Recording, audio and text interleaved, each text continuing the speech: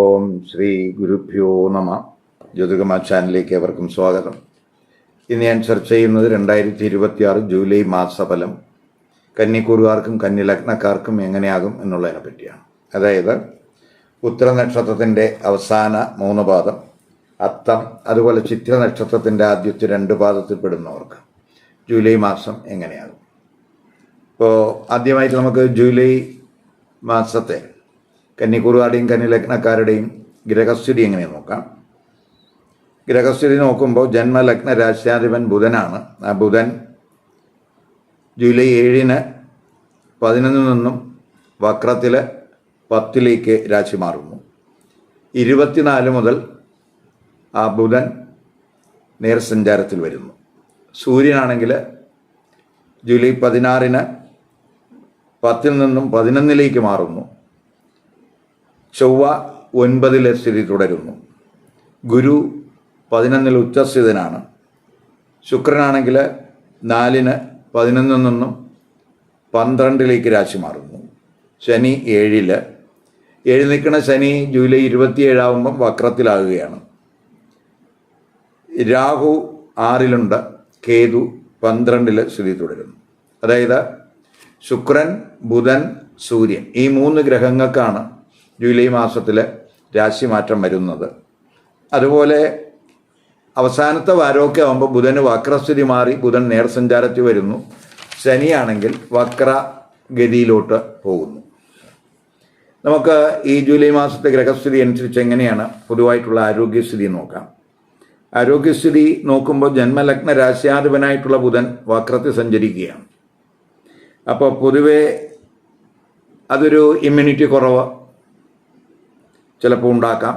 എല്ലാ കാര്യത്തിലും ഒരു ആലസ്യം, മെല്ലപ്പോക്ക്, അതുപോലെ ചെലവ്, അമിത ചെലവിനൊക്കെ സാധ്യതയുണ്ട്. നമുക്ക് ചിലപ്പോൾ വാക്ക് പാലിക്കാൻ കഴിയാത്ത ഒരു അവസ്ഥ, അതുകൊണ്ടുണ്ടാകാവുന്ന ആൻഷിറ്റി, ഉറക്കക്കുറവ്, സുഖക്കുറവ്, ഇവയൊക്കെ നമുക്ക് ചിലപ്പോൾ ഉണ്ടായെന്ന് വരാം. അതുപോലെ ജീവിത പങ്കാളിക്ക് ചെറിയ ആരോഗ്യ പ്രശ്നങ്ങൾ ഉണ്ടാകാം. അവസാനത്തെ വാരമൊക്കെ ആകുമ്പോൾ സ്ഥിതിയിൽ മാറ്റം വരും. കൂടുതൽ ബുധനൊക്കെ നേർസഞ്ചാരത്തിൽ വരുന്നു. അപ്പോൾ നമുക്ക് കുറച്ച് ഉന്മേഷം ഉണ്ടാകും. നമ്മുടെ കമ്മ്യൂണിക്കേഷനൊക്കെ നേരെയാകും. അപ്പോൾ കൂടുതൽ ആക്റ്റീവായിട്ട് പ്രവർത്തിക്കാനൊക്കെ കഴിയുന്ന സമയമായിരിക്കും. ഇനി നമുക്ക് എങ്ങനെയായിരിക്കും തൊഴിൽ സ്ഥിതി നോക്കാം. തൊഴിൽ സ്ഥിതി നോക്കുമ്പോൾ 10-ാം ഭാവാധിപനായിട്ടുള്ള ബുധൻ ജൂലൈ 7-ന് 10-ൽ പ്രവേശിക്കുകയാണ്. വക്രത്തിലാണ് പ്രവേശിക്കുന്നത്. അപ്പോൾ ആദ്യ പകുതിയൊക്കെ ആവുമ്പോൾ സൂര്യനും ആ 10-ൽ നിൽക്കുന്ന സമയമാണ്. അപ്പോൾ നമ്മൾ പ്രത്യേകിച്ച് 10-ാം ഭാവത്തിൽ ആ ബുധനൊക്കെ വക്രത്തിൽ സഞ്ചരിക്കുമ്പോൾ നമ്മൾ തൊഴിലെടുത്ത കമ്മ്യൂണിക്കേഷന് ശ്രദ്ധിക്കണം. വർക്കിലൊക്കെ ഫോക്കസ് കൂട്ടണം. അതുപോലെ മുൻപ് ചെയ്ത വർക്ക് നമ്മൾ അവലോകനം ചെയ്തു പോകേണ്ടുന്ന സമയമാണ്. അതിലെന്തെങ്കിലും പിഴവുകൾ വന്നിട്ടുണ്ടോ, അത് കറക്റ്റ് ചെയ്ത് പോകേണ്ടുന്ന സമയമാണ്. ചിലപ്പോൾ നമുക്ക് നമ്മൾ അധ്വാനിക്കുന്നതിൻ്റെ അത്ര ഒരു ഗുണം കിട്ടുന്നില്ല എന്നൊരു തോന്നലൊക്കെ ചിലപ്പോൾ ഈ കൂറുകാർക്ക് ഉണ്ടാകാം. അതുപോലെ തൊഴിലുമായിട്ട് ബന്ധപ്പെട്ട് നമ്മൾ എന്ത് തീരുമാനം എടുക്കുമ്പോഴും ചിലപ്പോൾ ഒരു കാലതാമസമൊക്കെ നേരിട്ടു എന്നൊക്കെ വരാം. അതുപോലെ സൂര്യൻ 12-ാം ഭാവാധിപനും കൂടിയാണ്. 12-ാം ഭാവാധിപനായ സൂര്യൻ 10-ലാണ് ആദ്യ പകുതി. 10-ൽ സൂര്യനൊക്കെ ദിഗ്ബലമുള്ള സമയമാണ്. എങ്കിലും ചിലപ്പോൾ തൊഴിലിൽ മാറ്റങ്ങൾക്കൊക്കെ സാധ്യത കാണുന്നുണ്ട്. പ്രൊമോഷൻ വഴിയൊക്കെ ചിലപ്പോൾ ദൂരസ്ഥലത്തേക്കൊക്കെ ട്രാൻസ്ഫർ ചിലപ്പോൾ ഉണ്ടായെന്ന് വരാം. ഇപ്പോൾ വർക്ക് റിലേറ്റഡ് ആയിട്ടുള്ള എക്സ്പെൻസ് ചിലപ്പോൾ കൂടാൻ സാധ്യതയുണ്ട്. ഇപ്പോൾ വിദേശത്തൊക്കെ തൊഴിൽ അന്വേഷിക്കുന്നവർക്ക് പൊതുവെ അനുകൂല സമയമാണ്. അവസാന പകുതിയൊക്കെ ആ സൂര്യൻ 11ലേക്ക് മാറുന്നു. 24 മുതൽ 10-ാം ഭാവാധിപനായിട്ടുള്ള ബുധനും വക്രസ്ഥിതി മാറി നേർസഞ്ചാരത്തിൽ വരുന്നുണ്ട്. അതൊക്കെ നമുക്ക് തൊഴിലിൽ പോസിറ്റീവായിട്ടുള്ള മാറ്റങ്ങൾ ഉണ്ടാക്കും. ഇപ്പോൾ തൊഴിലിടത്ത് നമുക്ക് നേട്ടങ്ങളുണ്ടാകും. സഡനായിട്ടുള്ള ഗ്രോത്ത് തൊഴിൽ പ്രതീക്ഷിക്കാം, പ്രത്യേകിച്ച് അവസാനത്തെ വാരം. അതുപോലെ തൊഴിലിടത്ത് നമ്മൾ തെറ്റിദ്ധാരണകൾ മാറ്റണം. കമ്മ്യൂണിക്കേഷനിൽ ശ്രദ്ധിക്കണം. അപ്പോൾ ഇതൊക്കെ നമ്മൾ ശ്രദ്ധിച്ചു പോവുകയാണെങ്കിൽ തൊഴിൽപരമായിട്ട് ഗുണാനുഭവം ഉണ്ടാകുന്ന സമയമാണ്. അതുപോലെ തൊഴിൽ അന്വേഷിക്കുന്നവർക്കൊക്കെ തന്നെ അവസാനത്തെ വാരം, ആദ്യത്തെ വാരം ചെറിയ ഒരു തടസ്സങ്ങൾ കാര്യങ്ങളൊക്കെ വരാമെങ്കിൽ തന്നെ അവസാനത്തെ വാരമൊക്കെ ആകുമ്പോൾ തൊഴിൽ തടസ്സങ്ങളൊക്കെ മാറും. ലഭിക്കുന്നതിനും അനുകൂലമായിട്ടുള്ള സ്ഥിതിയാണ്. ഇനി ബിസിനസ്സുകാരെ സംബന്ധിച്ചിടത്തോളം 7-ാം ഭാവാധിപനായിട്ടുള്ള ഗുരു നേട്ടത്തിൻ്റെ സ്ഥാനത്ത് ഉച്ചസ്ഥിതനായിട്ട് നിൽക്കുകയാണ്. അപ്പോൾ ഗുരുവിൻ്റെ ദൃഷ്ടി 7-ലുണ്ട്. അപ്പോൾ അത് ബിസിനസ്സിലൊക്കെ വരുമാന വർധനവിനും ലാഭവർധനവിനും ഒക്കെ അത് സഹായകമാണ്. 7-ലെ ശനിയുടെ സ്ഥിതി കൊണ്ടുള്ള ദോഷമൊക്കെ ആ ഗുരുവിൻ്റെ 7-ലെ ദൃഷ്ടി കൊണ്ട് മാറും. അതുപോലെ ഈ ബിസിനസ് പാർട്ട്നേഴ്സ് തമ്മിൽ എന്തെങ്കിലുമൊക്കെ ഭിന്നതയുണ്ടെങ്കിൽ ആ ഭിന്നത പരിഹരിക്കുന്നതിനും 7-ലെ ആ ഗുരുവിൻ്റെ ദൃഷ്ടിക്ക് കഴിയും. ബിസിനസ് വികാസത്തിനൊക്കെ അനുകൂല സമയമാണ്. അതേസമയം ബിസിനസ് കാരകനായിട്ടുള്ള ബുധൻ വക്രത്തിൽ സഞ്ചരിക്കുന്ന സമയമായതുകൊണ്ട് ബിസിനസ് റിലേറ്റഡ് ആയിട്ടുള്ള നമ്മൾ തീരുമാനങ്ങൾ എടുക്കുമ്പോഴൊക്കെ ശ്രദ്ധിക്കണം. ബിസിനസ് കമ്മ്യൂണിക്കേഷനിൽ കെയർ വേണം. അപ്പോൾ അതുപോലെ ശുക്രൻ 12-ൽ വരുന്നു ജൂലൈ 4 മുതൽ. അപ്പോൾ 12-ാം ഭാവാധിപനായിട്ടുള്ള സൂര്യൻ 11-ൽ വരുന്നു. അപ്പം വിദേശ വിപണനം വഴിയൊക്കെ നമുക്ക് നേട്ടങ്ങൾ പ്രതീക്ഷിക്കാം. ഇനി വിദ്യാർത്ഥികൾക്ക്, ഇപ്പോൾ വിദ്യാർത്ഥികളെ സംബന്ധിച്ചിടത്തോളം വിദ്യാകാരകനായിട്ടുള്ള ബുധൻ വക്രത്തിൽ സഞ്ചരിക്കുന്ന സമയമാണ് ആദ്യത്തെ 3 വാരം 23 വരെ. എങ്കിലും ജ്ഞാനകാരകനായിട്ടുള്ള ഗുരു, സർവേശ്വരകാരകനായിട്ടുള്ള ഗുരു 11-ൽ ഉച്ചസ്ഥിതനാണ്. അതുപോലെ തന്നെ നമുക്ക് പ്രത്യേകിച്ച് 5-ാം ഭാവാധിപനായിട്ടുള്ള ശനി 7-ൽ സ്ഥിതിയുണ്ട്. 5ഉം 7ഉം രാശികളിൽ ഗുരുവിൻ്റെ ദൃഷ്ടിയുണ്ട്. അപ്പോൾ അതൊക്കെ നമുക്ക് പൊതുവേ നമുക്ക് ഈ പഠനത്തിലൊക്കെ ഫോക്കസ് കൂടുന്നതിന് സഹായകമാകും. അതുപോലെ തന്നെ ബുദ്ധിശക്തിയൊക്കെ കൂടും, കോൺസെൻട്രേഷനൊക്കെ കൂടും. ഇപ്പോൾ ക്രിയേറ്റീവ് തലത്തിലൊക്കെ തിളങ്ങാൻ കഴിയുന്ന സമയമാണ്. അവസാനത്തെ പകുതിയൊക്കെ ആകുമ്പോൾ സൂര്യൻ്റെ ദൃഷ്ടി 5-ലേക്ക് വരുന്നു. അവസാന വാരമൊക്കെ വിദ്യാകാരകനായിട്ടുള്ള ബുധനും നേർസഞ്ചാരത്തിൽ വരുന്നു. അതൊക്കെ നമുക്ക് വിദേശത്തൊക്കെ പഠനം ആഗ്രഹിക്കുന്നവർക്ക്, ഗവേഷണം നടത്താൻ ആഗ്രഹിക്കുന്നവർക്കൊക്കെ അനുകൂല സമയമായിട്ട് കാണുന്നുണ്ട്. അപ്പോൾ പഠനമൊക്കെ നമുക്ക് അവലോകനം ചെയ്തു പോകേണ്ടുന്ന സമയമാണ്. പ്രത്യേകിച്ച് വിദ്യാകാരകനായിട്ടുള്ള ബുധൻ വക്രത്തിൽ സഞ്ചരിക്കുന്ന സമയമാകുമ്പോൾ പഠനത്തിൽ എന്തെങ്കിലും പോരായ്മ വന്നിട്ടുണ്ടോ, പഠനത്തിൽ എന്തെങ്കിലും മാറ്റങ്ങൾ വരുത്തണോ എന്നൊക്കെ നമ്മൾ അത് ആലോചിച്ച് അതിന് വേണ്ടുന്ന മാറ്റങ്ങൾ വരുത്തിയൊക്കെ പോകുമ്പോൾ അവസാനത്തെ വാരത്തോടുകൂടി പഠനത്തിൽ നല്ല ഒരു ഫോക്കസ് അല്ലെങ്കിൽ പഠനത്തിൽ ഗുണാനുഭവം കൂടുന്ന സമയമാണ്. ഇനി ധനസ്ഥിതി ചിന്തിക്കുമ്പോൾ ഈ ധനകാരകൻ ഗുരുവാണ്. നേട്ടത്തിൻ്റെ സ്ഥാനത്ത് ഉച്ചസ്ഥിതനായിട്ട് നിൽക്കുകയാണ്.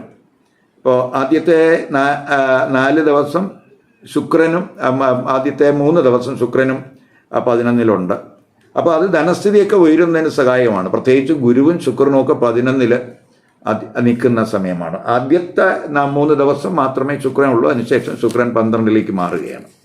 അപ്പം ധനപരമായിട്ട് നേട്ടം ഉണ്ടാകാവുന്ന സമയമാണ്. ധനവരവ് കൂടും.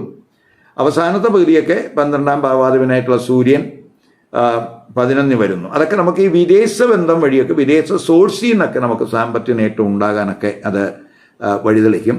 ഇപ്പോൾ പ്രത്യേകിച്ച് ഈ 11-ലൊക്കെ ഗുരുവൊക്കെ നിൽക്കുമ്പോൾ നമുക്ക് ഫ്രണ്ട്ഷിപ്പ് വഴിയോ അല്ലെങ്കിൽ സോഷ്യൽ റിലേഷൻഷിപ്പ് വഴി ജ്യേഷ്ഠ സഹോദരന്മാർ വഴിയൊക്കെ ചില നമുക്ക് നേട്ടങ്ങൾ പ്രതീക്ഷിക്കാം. ബിസിനസ് വഴിയൊക്കെ നേട്ടങ്ങൾ പ്രതീക്ഷിക്കാം.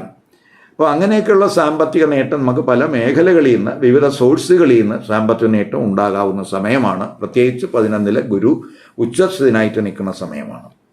അതേസമയം 2ഉം 9ഉം ഭാവാധിപനായ ശുക്രൻ ജൂലൈ 4 മുതൽ 12 വരുമ്പോൾ അത് ധനച്ചെലവ് കൂടുന്നതിനിടയാക്കും. അത് പ്രത്യേകിച്ച് ദൂരയാത്രകൾക്ക് ചിലവ് കൂടാം. ചിലപ്പോൾ പഠനവുമായിട്ട് ബന്ധപ്പെട്ടുള്ള ചിലവ് കൂടാൻ സാധ്യതയുണ്ട്. ഇപ്പോൾ അതുപോലെ തന്നെ റിലീജിയസ് ആയിട്ടുള്ള അല്ലെങ്കിൽ സ്പിരിച്വൽ റിലേറ്റഡ് ആയിട്ടുള്ള കാര്യങ്ങൾക്കുമായിട്ട് ബന്ധപ്പെട്ട് ചിലപ്പോൾ ചിലവ് കൂടാം. ചാരിറ്റി റിലേറ്റഡ് ആയിട്ടുള്ള കാര്യങ്ങൾക്ക് വേണ്ടി ചിലപ്പോൾ പഠന ചിലവ് കൂടാൻ അങ്ങനെയുള്ള ചിലവ് കൂടാൻ സാധ്യതയുണ്ട്. അതുപോലെ ചിലപ്പോൾ നമുക്ക് ഈ ദൂരസ്ഥലത്ത് നിന്ന് എന്തെങ്കിലുമൊക്കെ ലക്ഷറി ഐറ്റംസ് ഒക്കെ പർച്ചേസ് ചെയ്യുക, അതുമായിട്ട് ബന്ധപ്പെട്ടൊക്കെ ചിലവ് കൂടാം. അപ്പോൾ ചിലവ് കൂടാനും സാധ്യതയുണ്ട്. വരുമാനത്തിനും സാധ്യതയുള്ള സമയമാണ് ജൂലൈ മാസം. ഇനി വിവാഹം, ദാമ്പത്യ ബന്ധം, കുടുംബജീവിതം എങ്ങനെ നോക്കാം. ഇപ്പോൾ 7-ാം ഭാവാധിപനായിട്ടുള്ള ഗുരു 11-ൽ ഉച്ചസ്ഥിതനായിട്ട് നിൽക്കുകയാണ്. ആ ഗുരു 7-ൽ ദൃഷ്ടി ചെയ്യുന്നുണ്ട്. ഇപ്പോൾ 7-ലൊക്കെ ശനിയുണ്ട്. ശനി 5ഉം 6ഉം ഭാവാധിപനാണ് 7 നിൽക്കുന്നത്. ഇപ്പോൾ വിവാഹ ആലോചനകൾക്കൊക്കെ അനുകൂല സമയമാണ്. കാരണം 7-ാം ഭാവാധിപന് 7 തന്നെ ദൃഷ്ടി ചെയ്യുന്ന സമയമാണ്. അപ്പോൾ നമുക്ക് ഇപ്പോൾ എന്തെങ്കിലും തടസ്സങ്ങളൊക്കെ ആലോചനയിൽ വന്നിട്ടുണ്ടെങ്കിൽ തടസ്സങ്ങൾ മാറുന്നതിനൊക്കെ അത് സഹായകമാണ് എന്ന് തന്നെ പറയാം.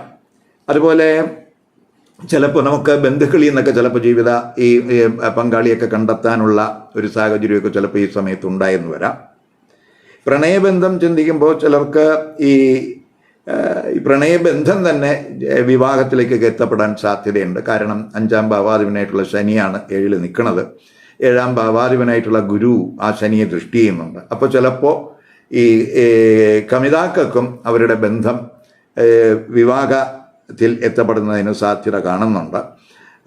അതേസമയം നമുക്ക് അവസാനത്തെ പകുതിയൊക്കെ ആകുമ്പം 12ാം ഭാവാധിപനായിട്ടുള്ള സൂര്യനൊക്കെ 11ലേക്ക് വരികയാണ്. അവിടെ നിന്നിട്ട് 5ലേക്കൊക്കെ ആ സൂര്യൻ്റെ ദൃഷ്ടി വരുന്നു. ആ സമയത്തൊക്കെ ചിലപ്പോൾ കമിതാക്കൾക്കിടയിൽ ഒരു ഈഗോ ഇഷ്യൂസൊക്കെ ചിലപ്പോൾ ഉണ്ടാകാൻ സാധ്യതയുണ്ട്. അവിടെ ശ്രദ്ധിക്കുക. ഇനി ദാമ്പത്യ ബന്ധം ചിന്തിക്കുമ്പോൾ ജീവിത പങ്കാളി വഴിയൊക്കെ പൊതുവെ ഗുണാനുഭവം ഉണ്ടാകുന്ന സമയമാണ്. 7ാം ഭാവാധിപൻ 11 ഉച്ചസ്ഥിതിനായിട്ട് നിൽക്കുകയാണ്. അവിടെ നിന്നിട്ട് ജീവിത പങ്കാളി വഴി എന്തെങ്കിലുമൊക്കെ ഭാഗ്യാനുഭവങ്ങൾ ഉണ്ടാകുന്നു എന്നുള്ളതാണ് അതുകൊണ്ട് സൂചിപ്പിക്കുന്നത്.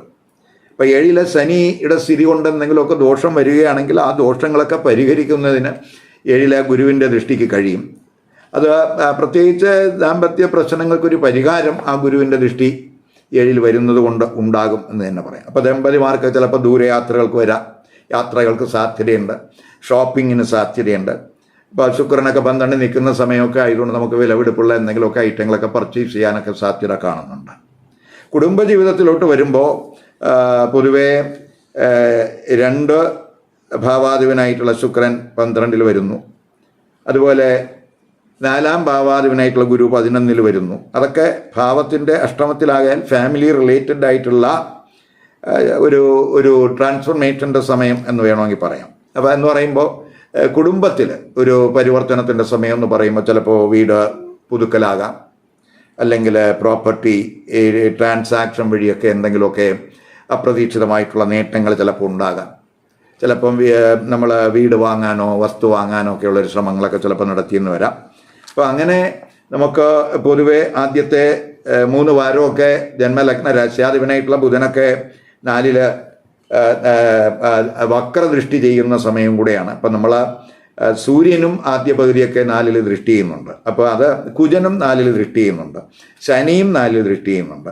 അപ്പോൾ ഫാമിലി റിലേറ്റഡ് ആയിട്ട് ഉള്ള വിഷയങ്ങളിൽ നമ്മൾ ചെറിയ തർക്കങ്ങളോ അഭിപ്രായ വ്യത്യാസങ്ങളോ മെല്ലപ്പോക്കൊക്കെ ചിലപ്പോൾ ഉണ്ടായെന്ന് വരാം. അവിടെയൊക്കെ ഒന്ന് ശ്രദ്ധിക്കണം. ഈഗോ റിലേറ്റഡ് ആയിട്ടുള്ള ഇഷ്യൂസ് ബന്ധുക്കൾക്കിടയിൽ ഉണ്ടാകാതിരിക്കാൻ ശ്രദ്ധിക്കുക. ജൂലൈ 4, 5, 9, 10, 17, 18, 31 ഈ തീയതികൾ അത്രത്തോളം അനുകൂല ദിവസങ്ങളായിട്ട് കാണുന്നില്ല. അതുകൊണ്ട് ഈ ദിവസങ്ങളിൽ ശുഭകർമ്മങ്ങൾ ഒഴിവാക്കുക. അതുപോലെ പുതിയ സംരംഭങ്ങൾ ഈ ദിവസങ്ങളിൽ ഒഴിവാക്കുക. അതുപോലെ സുപ്രധാന തീരുമാനങ്ങളും ഈ ദിവസങ്ങളിൽ ഒഴിവാക്കാൻ ശ്രദ്ധിക്കുക. അപ്പോൾ ഇവിടെ ഞാൻ സൂചിപ്പിച്ചതെല്ലാം കന്നി കന്നി ലഗ്നക്കാരുടെയും ഒരു പൊതുഫലമാണ്. അപ്പോൾ നമ്മൾ ഏത് നക്ഷത്രത്തിൽ ജനിച്ചവരായാലും കന്നി ലഗ്നം വന്നിട്ടുണ്ടെങ്കിൽ അവർക്ക് ഈ ഫലം അവരുടെ ആ കൂറിൻ്റെ ഫലത്തെ സ്വാധീനിക്കുമെന്നൂടെ മനസ്സിലാക്കുക. അപ്പം ഞാൻ ഈ പറഞ്ഞതെല്ലാം ഇപ്പോഴത്തെ ഗ്രഹസ്ഥിതി വെച്ചുള്ളൊരു ഫലമാണ്. ഇപ്പം നമുക്ക് ഈ കന്നിക്കൂറുകാർക്ക് ചിലർക്ക് മാത്രമേ കന്നി ലഗ്നം വരികയുള്ളൂ, മറ്റുള്ളവർക്ക് മറ്റ് ലഗ്നരാശികൾ വരാം. അപ്പം മറ്റ് ലഗ്നരാശികളാണ് കന്നിക്കൂറുകാർക്ക് വന്നിട്ടുള്ളതെങ്കിൽ അവരുടെ ലഗ്നരാശി ഏതെന്ന് കണ്ട് ആ ലഗ്നരാശിയായിട്ട് ബന്ധപ്പെട്ട് പറയുന്ന ഫലവും കൂടെ ഈ കൂറിൻ്റെ ഫലത്തോടൊപ്പം കമ്പൈൻ ചെയ്ത് കേൾക്കുക. എങ്കിൽ മാത്രമേ നമുക്ക് ആ ജൂലൈ മാസത്തെ ആ പൊതുഫലത്തിൻ്റെ ഒരു കറക്റ്റ് പിക്ചർ കിട്ടുകയുള്ളൂ. മാത്രമല്ല ഞാനിപ്പോൾ ഈ പറഞ്ഞതെല്ലാം ഈ ഗോചര ഗ്രഹസ്ഥിതി അനുസരിച്ചുള്ള ഫലങ്ങളാണ്. അതേസമയം ഈ ഗോചര ഫലത്തെ നമ്മുടെ ഇപ്പോൾ ജാതകത്തിൽ ഓരോ കൂറുകാർക്കും നടക്കുന്ന ദശ, അപകാരം, ഛിദ്രം ഇവ വളരെയധികം സ്വാധീനിക്കും. അപ്പോൾ ഇപ്പോൾ ഏത് ദശ നടക്കുന്നു, ഏത് ഛിദ്രം നടക്കുന്നു, ഏത് അപകാരം നടക്കുന്നു, ഇതൊക്കെ നമുക്ക് ജാതക നിരീക്ഷണത്തിലൂടെ മാത്രമേ പറയാൻ പറ്റുള്ളൂ. അപ്പോൾ അത് നമുക്ക് ജാതകം വച്ച് പറയേണ്ട ഒരു കാര്യമാണ് എന്നും കൂടെ മനസ്സിലാക്കുക. മാത്രമല്ല നമ്മളെപ്പോഴും മനസ്സിലാക്കുക ഈ കൂറിൻ്റെ ഫലത്തെക്കാളും കൂടുതൽ കൃത്യത ലഗ്നഫലത്തിനുണ്ട് എന്നുള്ളത് കൊണ്ട് ലഗ്നഫലവും കൂടെ കേൾക്കാൻ ശ്രമിക്കുക. ഈ വീഡിയോ ഇഷ്ടപ്പെട്ടുവെങ്കിൽ ലൈക്ക് ചെയ്യുക, ഷെയർ ചെയ്യുക. അതുപോലെ സബ്സ്ക്രൈബ് ചെയ്യാത്തവർ സബ്സ്ക്രൈബ് ചെയ്ത് കാണുക. മറ്റൊരു പുതിയ വിഷയമായി അടുത്ത വീഡിയോ കാണാം. നമസ്കാരം.